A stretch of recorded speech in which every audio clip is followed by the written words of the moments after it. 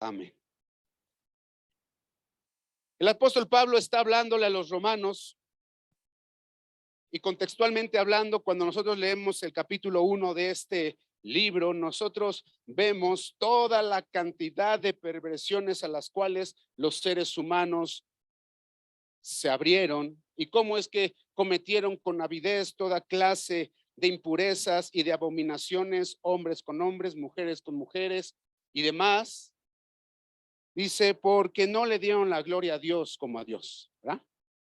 Y entonces llega el capítulo 1 y dice, pero tú, le dice, no tienes tampoco excusa.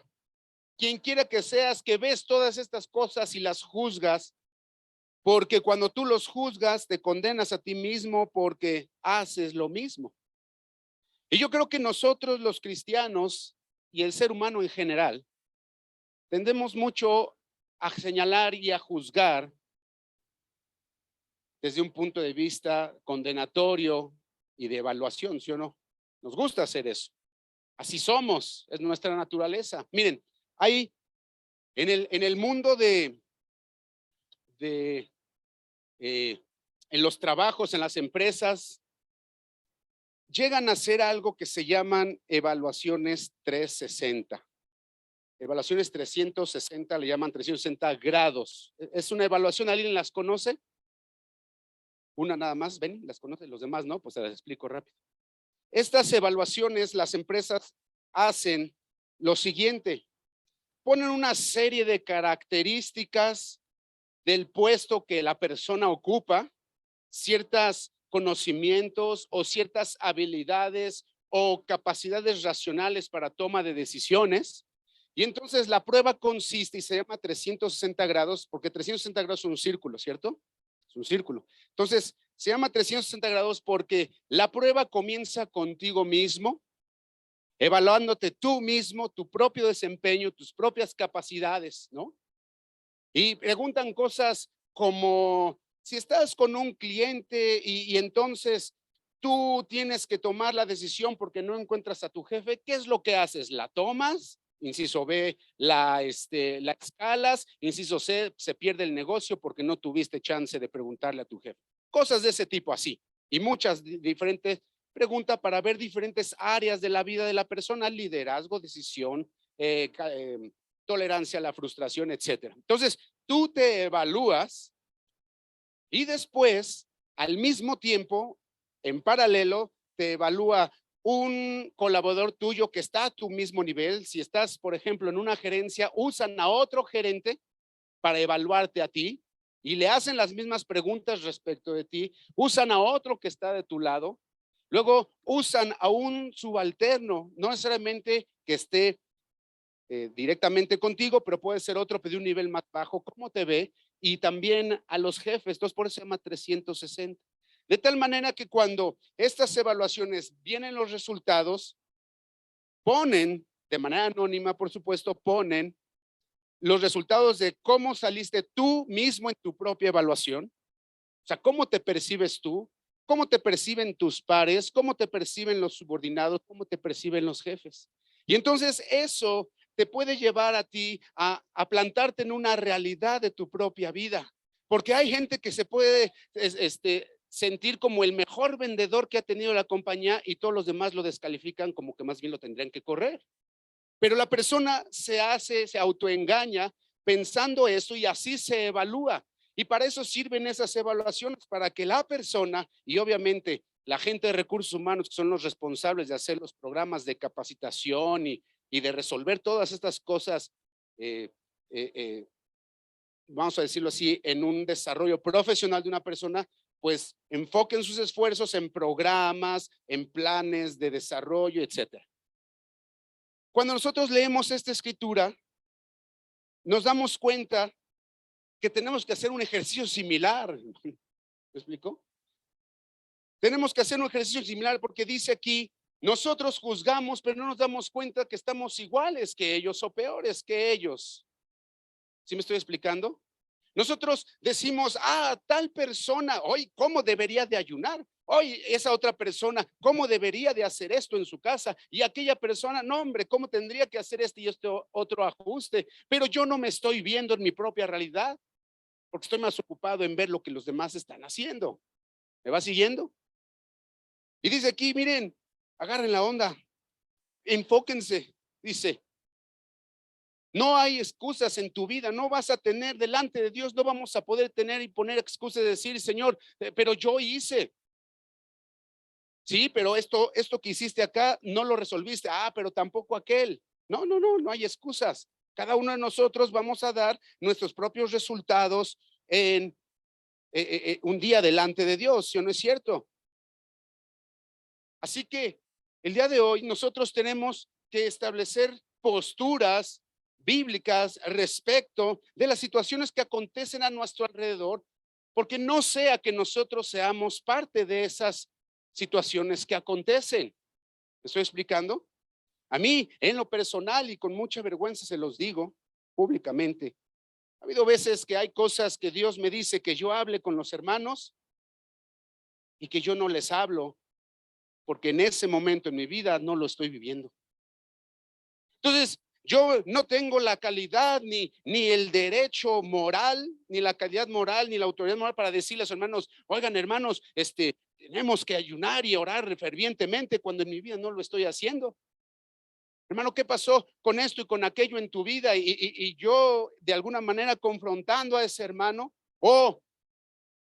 y esto nos pasa mucho, no sé si a todos, pero a veces te sientas con tu familia y en la hora de la comida empiezas a hablar de aquel hermano que lo está haciendo mal y del otro que está haciendo mal. Resulta que toda la comida se trató de los hermanos. En lugar de decir, yo en lo que juzgo, también hago lo mismo. Y si yo pienso que yo estoy lejos y escapado del juicio de Dios, estoy equivocado. ¿Me va siguiendo hasta acá? Así que tenemos que definir una postura bien concreta respecto de Dios y de su voluntad. Si vamos a ser hacedor de la voluntad de Dios o solamente oidores y estaremos fluyendo en la corriente de un cristianismo que no nos está, que no, de lo cual nosotros no estamos haciendo uso para desarrollar nuestra vida de fe. Gloria a Dios. ¿Cuántos saben aquí que Dios nos está dando una oportunidad de conocerle? Amén, una oportunidad de entrar en una relación con Él, en una oportunidad, hermanos, de que nuestras vidas sean transformadas. ¿Qué significa transformar? Pasar de una forma a otra totalmente diferente, ¿sí o no es cierto? Y esa oportunidad el Señor nos las está dando, nos está dando la oportunidad de tú y yo salir de la corriente en la que estamos para obtener la gracia y el perdón que nos puedan llevar al cielo, hermanos. Pero estamos viendo y viendo y viendo y viendo, en lugar de vernos y vernos a nosotros. Señor, dijeron aquellos, en tu nombre echamos fuera demonios, Señor, en tu nombre evangelizamos, en tu nombre, Señor, hicimos esto y aquello, y el Señor va a decir, yo no los conocí. ¿Quiénes eran ustedes? ¿Qué era lo que ustedes estaban haciendo? Me estoy explicando, me van siguiendo, ¿cierto? Nos pasa esto. Llevamos una vida o una dinámica tan apresurada, tan rápido, ¿no? ¿A cuántos se les hizo cortito el tiempo ahorita entre servicio y servicio? ¿Verdad? Sí, a todos te dijeron, 5 minutos más, mamá, por favor, ¿no? Vamos rapidísimo, el tiempo se va. Y como vamos tan rápido, estamos viendo y vamos juzgando las cosas y vamos diciendo, pero nuestras vidas no están siendo coherentes con lo que nosotros mismos estamos diciendo que creemos. Porque vamos muy rápido, queriendo hacer esto, queriendo hacer aquello, ganar aquello, alcanzar esto y señalamos y decimos, ¿y aquí? Pero nosotros no nos estamos viendo a la luz de la Escritura. Todos seremos juzgados un día delante de Dios. Todos. Daremos cuenta de cada, dice la Escritura, incluso de cada palabra que dijimos. Desde cuando felicitamos a alguien hasta cuando felicitamos a alguien en el carro. No sé si me estoy explicando. Desde cuando bendecimos a alguien y le damos palabras que lo ayudan a alcanzar su destino, hasta aquel que le dijimos que lo odiamos o que ya no lo queremos volver a ver en nuestras vidas. Pero somos cristianos. ¿Tenemos una relación con Dios? No. La Escritura nos dice en este verso, en el verso número 2, dice que nosotros seremos juzgados conforme a la verdad de Dios. ¿Y cuál es la verdad de Dios? La Escritura, la palabra de Dios. Dice, tu palabra es verdad, dice, ¿sí o no es cierto? Así que nosotros, dice, mas sabemos que el juicio de Dios contra los que practican tales cosas es según verdad. Es verdadero. Así que nuestro llamado, hermanos, es a servirle, ¿sí o no? Nuestro llamado es a hacer su obra. Nuestro llamado es a proclamar el evangelio, sí con palabras, pero más aún con nuestra forma de vivir. Y que en ese trayecto que nosotros sirvamos a Dios, en ese caminar en el que nosotros estamos buscando que Dios use nuestras vidas, entonces Dios ir moldeándonos, Dios ir madurándonos. ¿Para qué? Para ser más como Jesús, para asemejarnos más a Él, dice la Escritura, para tener su mente, para tener sus ojos, para poder ver como Él ve las cosas según lo vemos en su palabra. Porque cuando nosotros vivimos de esa manera, con esta dinámica de estar buscando cuál es la voluntad de Dios para mí, entonces yo puedo hacer un alto. No importa qué tan rápido vaya la vida a mi alrededor, no importa qué tanto esté haciendo el de al lado, el de frente, el de atrás, a mí me permite hacer un alto y poder ver mi vida como Dios la ve. ¿Me está siguiendo? ¿Cómo Dios la ve?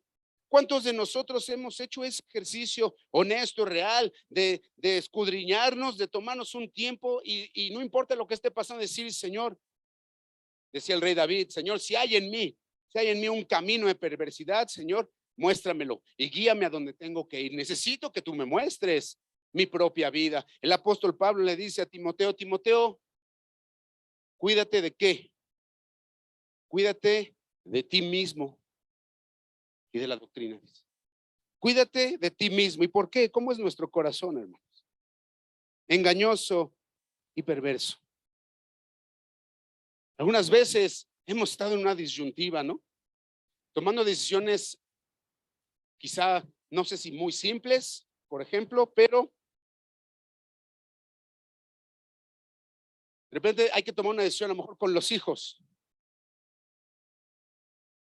Y tenemos opción A y opción B. Pero la opción A, cuando vino aquella hermana a preguntarme, hermano, ¿cómo ve esta opción? Y nosotros, según lo que vemos en la Escritura y a futuro lo que pueda ser una consecuencia, decimos, no, hermanos, les conviene este. Pero cuando yo estoy enfrente a la misma decisión, no estoy siguiendo mi propio consejo, no estoy siguiendo mi propia determinación o conclusión según la Escritura me mostró en su momento, y entonces estoy tentado a tomar la decisión misma que me preguntaron, de la cual yo dije que no era por ahí.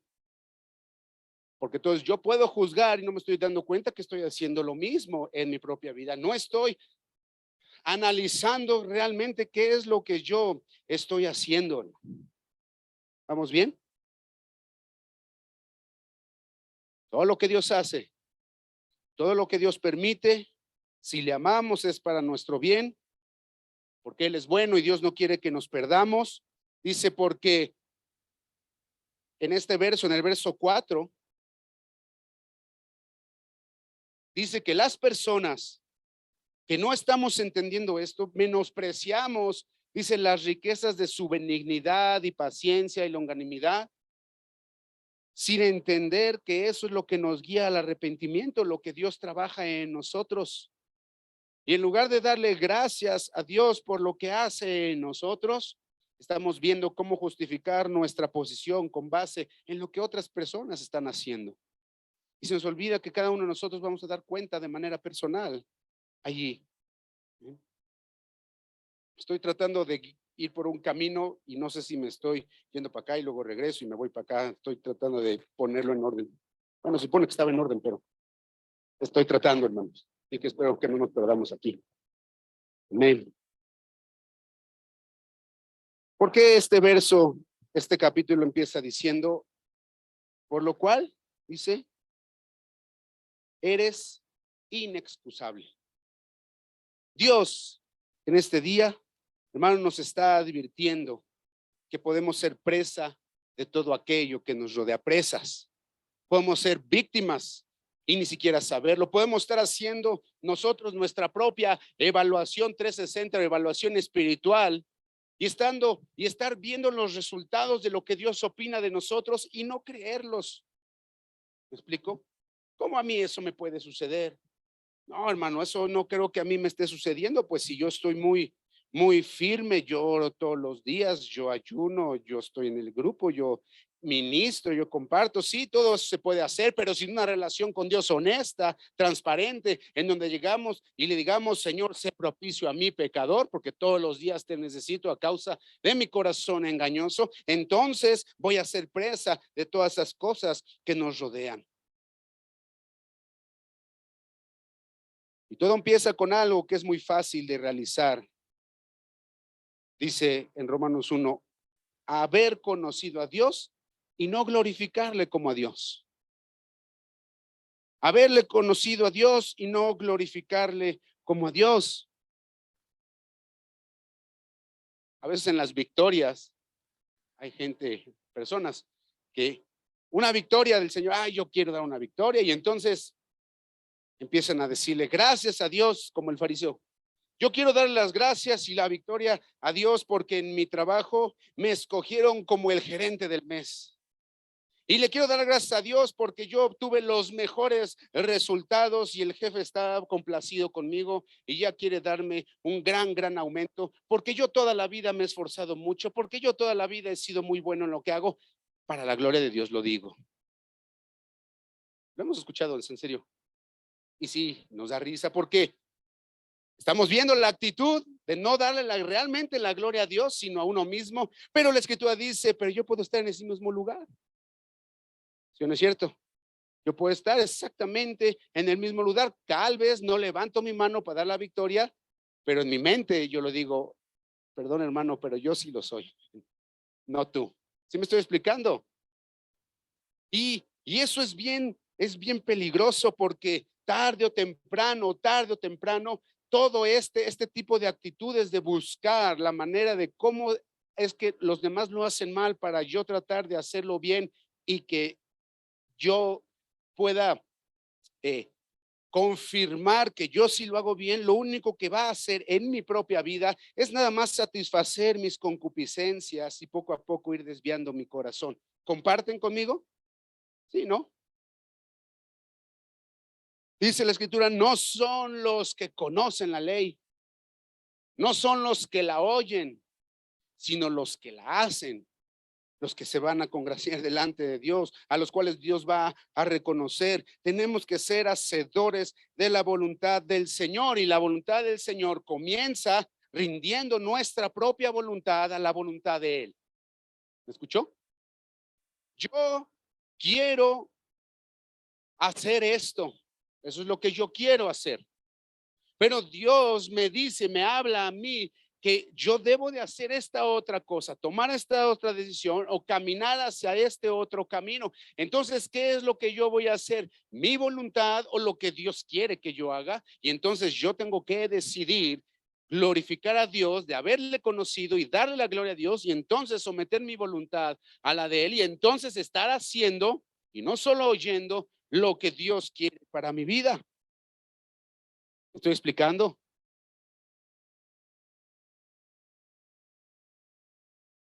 Dice, eres inexcusable porque en esto que tú juzgas, te estás condenando a ti mismo. Tenemos que vivirla, hermanos. Tenemos que hacer un esfuerzo por vivir la voluntad de Dios, por vivir la palabra viva de Dios. Y no estoy hablando solamente en un tema ministerial. Bueno, como ya estoy yo tocando, como estoy predicando, entonces voy a orar, ahora sí, voy a leer la escritura, ahora sí, voy a estar asistiendo a las reuniones. No estoy hablando de esforzarse solamente a hacer eso, sino que en nuestra vida natural nosotros estemos viviendo un cristianismo que le dé la gloria a Dios. De tal manera que solo estemos queriendo hacer lo que Dios nos dice, independientemente de lo que los demás hacen. Sí creo que es importante que los líderes, las personas que están en supervisión de las personas en su vida espiritual puedan detectar las áreas deficientes de cada una de esas personas, pero no para juzgar en términos de, ay, qué mal lo hace este hermano, está del perro, está pésimo, no, hombre, ese hermano mejor le quitamos tiempo y se lo damos a otro. No, sino para ir con ese hermano y decir, hermano, yo veo según la luz que nos da la palabra de Dios, que tu vida está de esta manera y que este será el camino que estarás caminando a menos que lo corrijas. Es muy diferente a lo que está hablando Romanos 2, ¿cierto?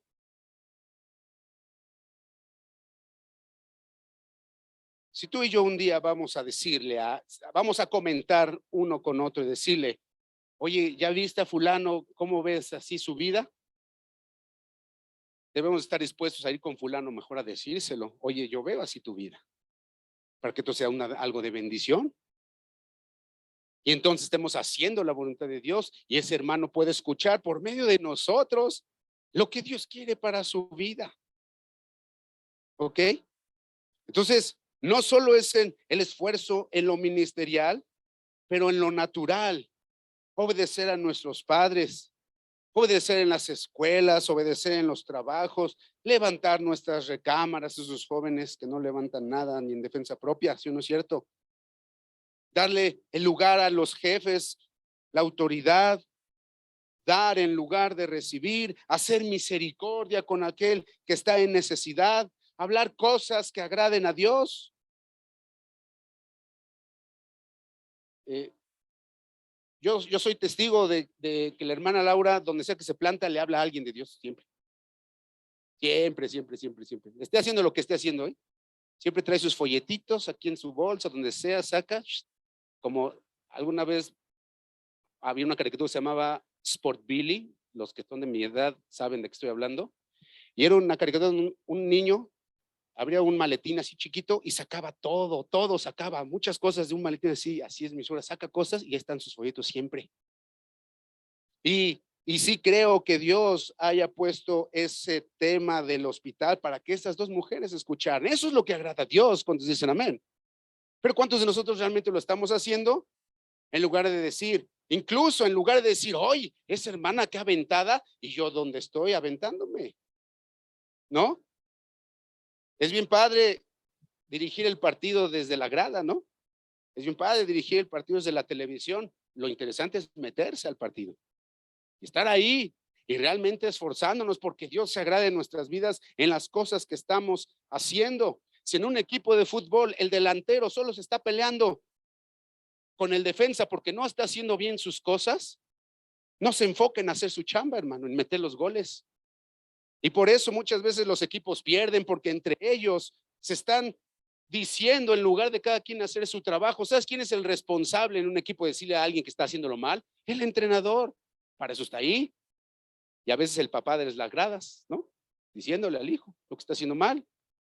Dios es el único que nos debe decir a nosotros por medio del hombre de Dios, por medio de la autoridad que Dios puso, por medio de su palabra, por medio de la oración, nos debe de decir a ti y a mí lo que estamos haciendo mal y enfocarnos en lo que nos toca hacer. Y si en lo que nos toca hacer tenemos que hacer equipo con uno, con otro y con otro, pues tenemos que orar por este y por este y por aquel, pidiendo la gloria y la gracia de Dios sobre sus vidas para poder hacer lo que tenemos que hacer y de verdad ser una unidad, hermano.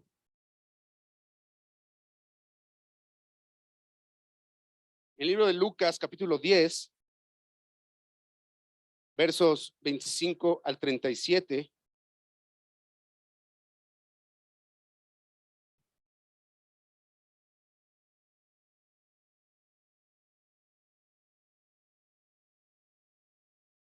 Es la historia del samaritano.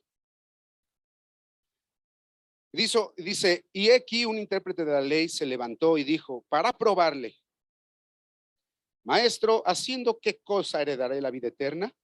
Y él le dijo que está escrito en la ley. ¿Se acuerdan? La ley. ¿Cómo lees? Aquel respondiendo dijo, amarás al Señor tu Dios con todo tu corazón y con toda tu alma y con todas tus fuerzas y con toda tu mente y a tu prójimo como a ti mismo. Y le dijo, bien has respondido, haz esto y vivirás. Pero él, queriendo justificarse a sí mismo, ¿no? Está haciendo su evaluación 360 este hombre. A sí mismo se justifica, a sí mismo dice, no, pues yo estoy bien, estoy donde tengo que estar. Dice, pero él, queriendo justificarse a sí mismo, dijo a Jesús, ¿y quién es mi prójimo? O sea, como que no entiendo. O sea, yo lo he hecho todo bien, como que ¿qué me podría faltar? Y Jesús le dijo, y empieza la historia, un hombre descendía de Jerusalén, nos vamos a brincar la historia para no serla tan largo, y al final el samaritano, que primero pasa el sacerdote, luego el levita, no pelan al samaritano, al hombre asaltado por los ladrones, medio muerto, y entonces pasa el samaritano, un extranjero para los judíos, y entonces el extranjero lo ve y dice, tengo que hacer algo por esta persona, tengo que hacer lo que mi conciencia me dice que tengo que hacer, y entonces empieza y lo ayuda y lo apoya y lo lleva al mesón. Y entonces hay otras enseñanzas ahí, nos vamos a meter en ellas, y termina preguntándole en el verso 36 el Señor a este intérprete de la ley, ¿quién pues de estos tres te parece que fue el prójimo del que cayó en manos de ladrones? Y le dijo, el que usó de misericordia con él. Entonces ve, le dice el Señor, y haz tú lo mismo, ¿no? Somos rápidos para juzgar, hermanos, pero bien lentos para subirnos, levantados de la silla y dar los primeros pasos. Siempre es bien triste y no sé por qué, pero bueno, sí sé por qué, es porque así somos, es nuestra naturaleza. Hermanos, hay que hacer esto o hay que hacer aquello. Y nos hacemos chiquitos y nos escondemos atrás del hermano que está en la fila de adelante para que no nos vean. En lugar de decir, yo soy el primero que quiero hacer lo que Dios quiere que yo haga, ¿no? ¿Cuántos están dispuestos a hacer tal o cual cosa? En su momento aquí en este lugar que no había nada y había que venir a palear y sacar piedras y echar mezcla y colar y todo. ¿Quién quiere venir? Híjole, creo que me habló la Virgen, hermano, ahorita vengo. Esa es nuestra naturaleza. ¿Cuántos dicen amén? Los demás espero que ya hayan cambiado su naturaleza porque no los oí. Así que este hombre está queriéndose justificar a sí mismo, está queriendo juzgar de una manera desde su propio punto de vista y del resultado que él cree que tiene su vida para decir, bueno, pues ¿qué más tengo que hacer? Y el Señor dice, es que el problema no está en lo que conoces, sino en tu corazón, que no estás entendiendo, que no se trata de ti, sino lo que Dios quiere. ¿Me vas siguiendo? Cuando Pedro llega a la casa de Cornelio, ¿se acuerdan qué fue lo que le dijo? Algo bien interesante. Lo primero que le dijo, ¿se acuerdan? Hechos 10. ¿Qué le dice, hermano?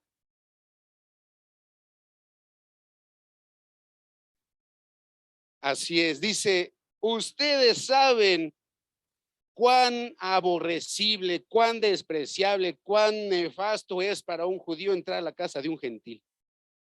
Esa fue su carta de presentación, hermano. Ponlo, hermano, ahí, Hechos 10. Hechos 10. Esa fue su carta de presentación. O sea, él está orando, queriendo hacer la voluntad de Dios, baja el lienzo aquel con animales, reptiles y demás. Pedro mata y come. No, Señor, porque nada inmundo en mi vida he comido. No, es que Pedro, no. Dice, no llames inmunda lo que yo he santificado. Dice que esto ocurrió 3 veces y se fue. Y luego llegaron los que mandó Cornelio. Oye, Cornelio estaba por allá y un ángel, él estaba orando, buscando a Dios. Un ángel se le aparece y el ángel le dijo, ve para allá, a donde está Pedro, en la casa de un Simón, curtidor, ahí por el mar. Tráiganlo, porque él les tiene que decir algo importante. Y entonces llega en el verso 28, verso 28. Y les dijo, o sea, él llegó a la casa de este hombre. O sea, él estaba lleno de prejuicios. ¿Sí? Y les dijo, vosotros sabéis cuán abominable. ¿Saben qué quiere decir algo abominable? Quiere decir algo detestable, algo que te genera asco y repulsión. Repulsión, hermano, es una sensación horrible. Ayer, les cuento rápido esto para que sepan lo que sentí. Sentí algo bien abominable. Llegué a mi casa el viernes, llegamos a la casa después de la oración y que me encuentro una serpiente en medio de mi sala. Claro, es un recuerdo del pastor Salvador. Claro que sí, compró como 100 boas, se le escaparon y según él ya había agarrado todas y todos nosotros bien seguros que así había sido. Entonces llegamos y estaba la víbora ahí. Oh, híjola, no, mi hermano. O sea, no me dan miedo, me dan repulsión. Las toco y mi cuerpo se hace así.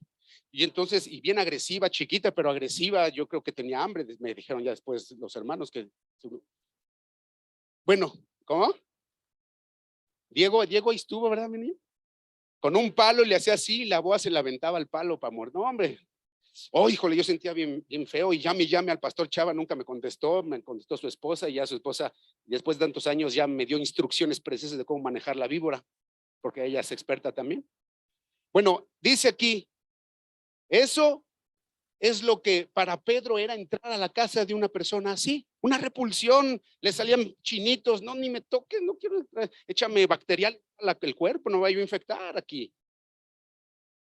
Y esa fue su carta de presentación con estas personas. Yo estoy aquí y para mí esto es algo abominable, pero escuché a Dios. Híjole, hermano, la verdad es que Cornelio y su familia y la gente y sus amigos que invitó estaban sensibles y deseosos de escuchar lo que Dios quería hablarles. Si no, aquí se hubieran agüitado. ¿Y sabes qué, carnal? Amigo, vete. O sea, si vienes acá y te genera roña, mejor no vengas. Bueno, si alguien me dice eso, yo sí le contesto así. ¿Me estoy explicando? Era un prejuicio, él ya estaba juzgando y todavía delante de Dios, Señor, yo en nada abominable, no, es que es mi voluntad, no es lo que tú digas, no es lo que yo diga, no es lo que nadie diga, sino lo que Dios dice en su palabra. Y hoy estamos viviendo, hermanos, estas realidades, estamos en un mundo que todo el tiempo está señalando, juzgando y diciendo, y por cada cosa que digas, aquel se ofende y al otro también se ofende, entonces no debes decir absolutamente nada y entonces ya no sabes ni qué, ni cómo, ni cuándo decir algo. Entonces mejor lo que hacemos es buscar la verdad de Dios y la luz para que eso sea lo que nosotros vivamos, hermano. ¿Me oye? Así que vamos a ponernos de pie.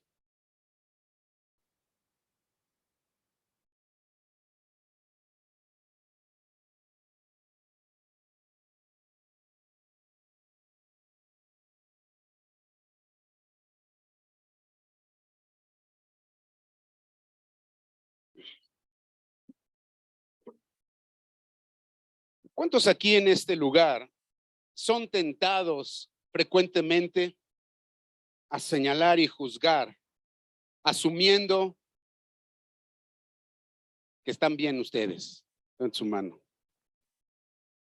Así es nuestra naturaleza. Pero dicen, aquello que tú juzgas, te condenas porque haces lo mismo. Mejor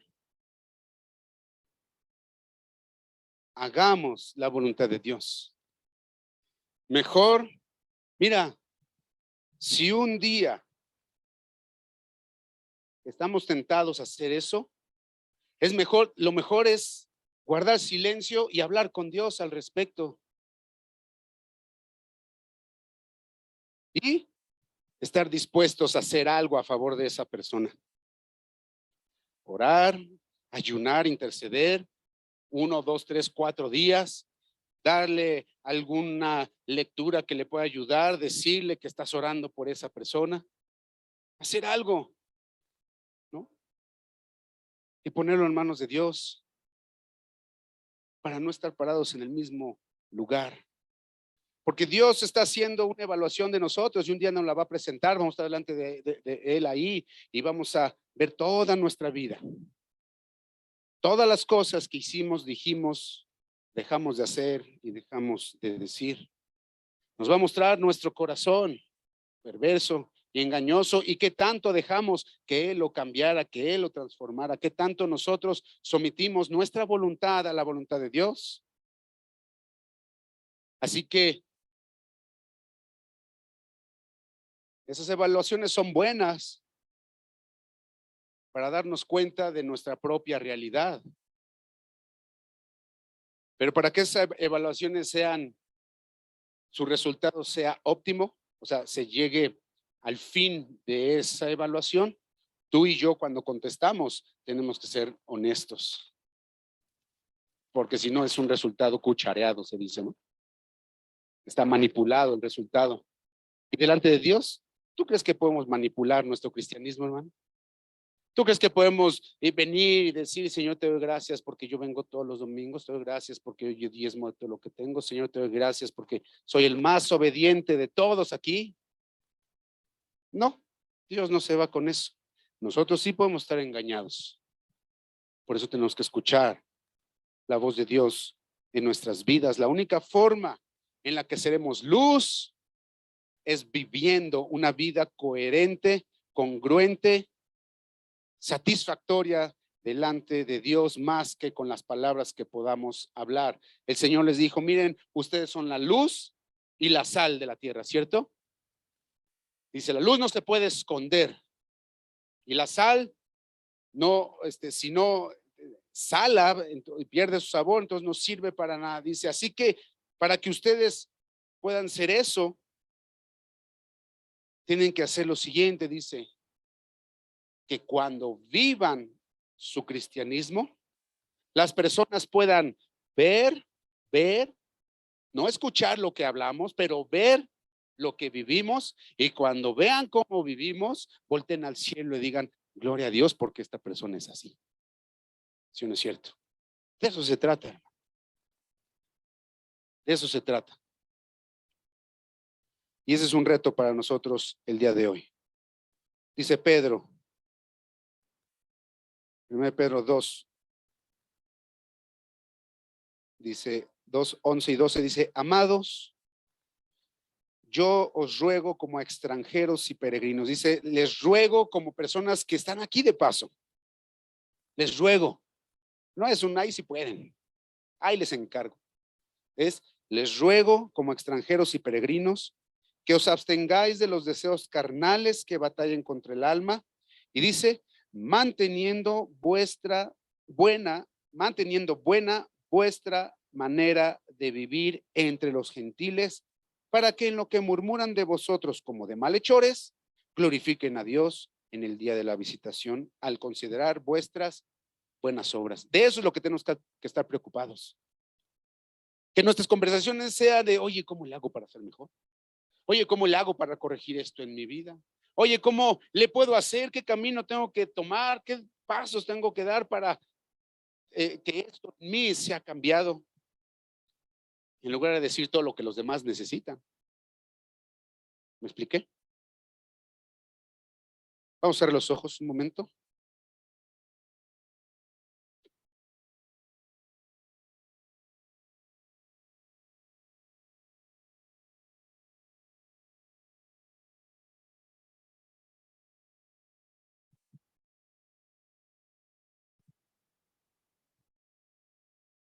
En este día,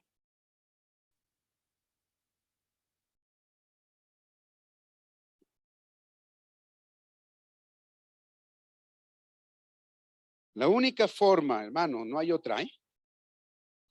La única forma en la que podemos escuchar la voz de Dios y su voluntad para nosotros es siendo salvos.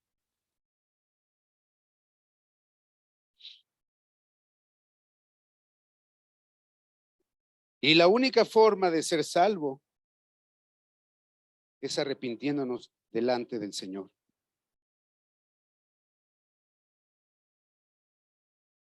La salvación detona todo lo que Dios quiere para nosotros en nuestras vidas.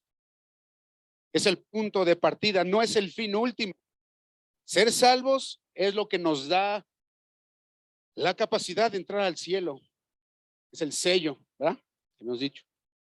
Pero no es lo último que Dios quiere hacer con nosotros, sino que es el punto de partida para que de ahí nosotros podamos seguirnos desarrollando en esa salvación.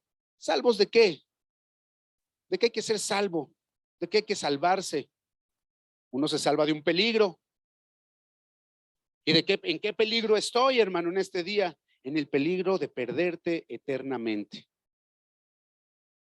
En el peligro de que, como hemos estado viviendo sin Dios, viviendo a nuestra manera, ahí acordándonos de Dios cuando queremos, cuando podemos, cuando me conviene o si me da tiempo, eso nos está poniendo un peligro de una muerte eterna, nos pone en peligro de ser capturados por este mundo y por las ideologías de este mundo, y nos pone en peligro también de recibir las consecuencias funestas del pecado en nuestras vidas. Y entonces, ¿qué necesitamos? Un Salvador que nos salve de eso.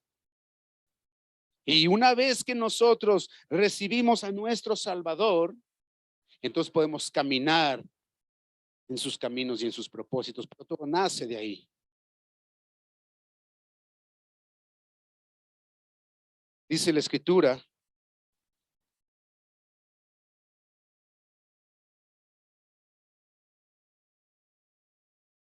dice,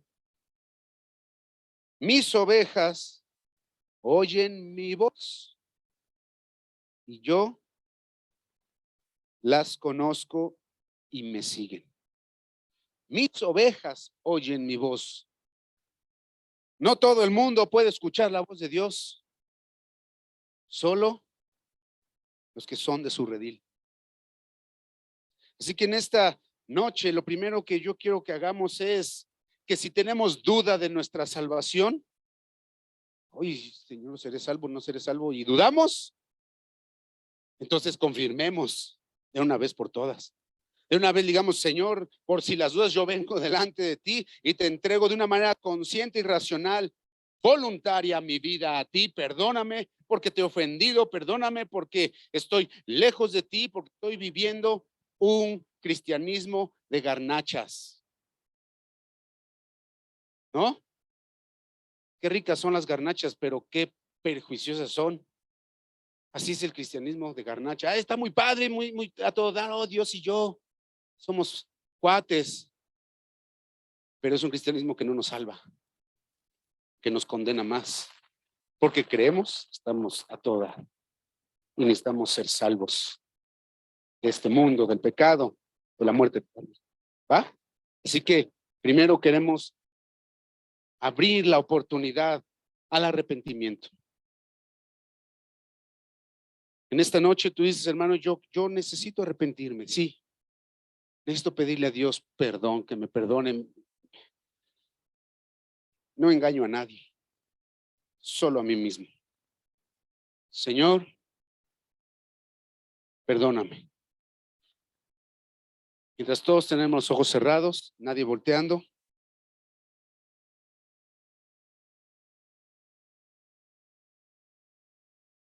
Tú quieres ponerte a cuentas con el Señor, decirle, Señor, aquí estoy.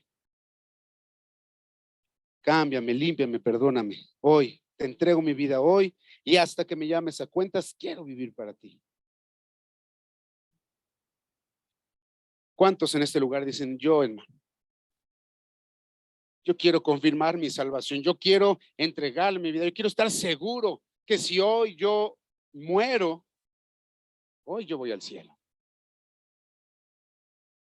No se trata de hacer, sino de ser. Ahí donde estás, ¿cuántos pueden levantar su mano? Quiero ver por ti.